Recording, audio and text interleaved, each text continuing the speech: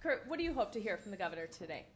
Well, I mean, honestly, just the fact that we're having the meeting. You know, in the past, we've waited until, you all who've been down to Capitol watch this. It starts in the end of April, first part of May. You know, so having the meeting this early on and discussing some of these issues, I think that's the best part. And I'm going to go in with an open mind. Again, jobs and economic opportunity, helping get the economy going here in Minnesota so we can lead the way back into the recovery. Those are the two things I'm looking for, besides just being happy that we're starting now. Tony?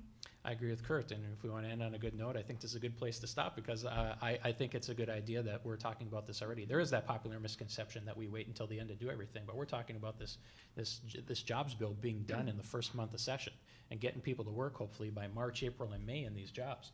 And so I think we would actually give politics a good name is if we all sit down, and this is just the first meeting. It's not the only meeting, and we wait until April to meet again. So I hope this is the first of many meetings where we sit down across the table. We're not going to agree or be happy about everything, as Senator Ress said, but if we can compromise and cooperate, that's going to move us along. And we can do that. I mean, you see Kurt and I, we'll give each other jabs and stuff, but at the end of the day, we used to sit next to each other before we had these big important titles. And at the end of the day, we can shake hands and go have a drink afterwards. And that's been missing in politics. And we're going to have our philosophical differences, but we just got to come together at the end and each be a little unhappy with the result, and then Minnesotans will probably be more happy with the result. All right, you know what? We are running late. I'm gonna owe you. How's that?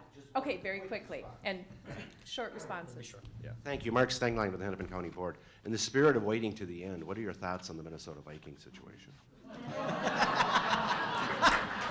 Look, I've got to pick I up my had daughter. a stadium question, but I decided not to ask it. Kurt's going to go family values on us and leave to pick up his kid, but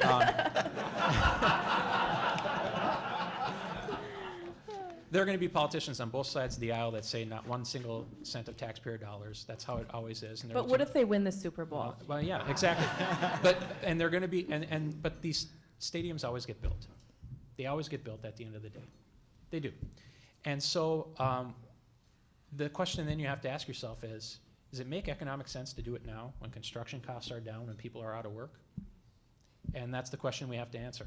I mean, we can have the fight, and we'll have the fight, and I just think part of it makes sense that if it's cheaper now and if you can get the political will, make it happen. But right now there's not a plan in place, so it's hard to commit and say it's a great idea because there's no host community and all that, and the Met Council is fighting with the Vikings, and they'll get that all straightened out. But these are the questions we have to ask ourselves.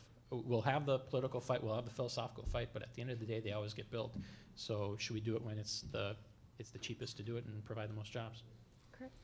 Well, and Tony actually made a good point. This is actually handed out for us so that when they come to lobby us, we can get everybody's signature as they come to our office. I agree with Tony. There's no absolute way we can write out a check and say, here, Minnesota Vikings, here's $300 million from the state of Minnesota. Congratulations, we want you to stay. Way to go, Brett Favre, MVP of the Super Bowl. But there's going to have to be some sort of creative solution. It can't be just a check. It can't be, no offense to the Minnesota Twins, it can't be a sales tax and that kind of package. There's going to have to be some part of it. Where we were in the majority during the Twin Stadium, we're now in the minority. So, and as one of my colleagues on the other side of the aisle said then, I'm glad this is your guys' problem and not ours.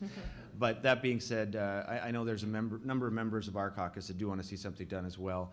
And again, if there's a part of Minnesota heritage that's been here for quite some time, I'd say the Vikings. Unfortunately, I think one of our other things we were known for is losing the Super Bowls.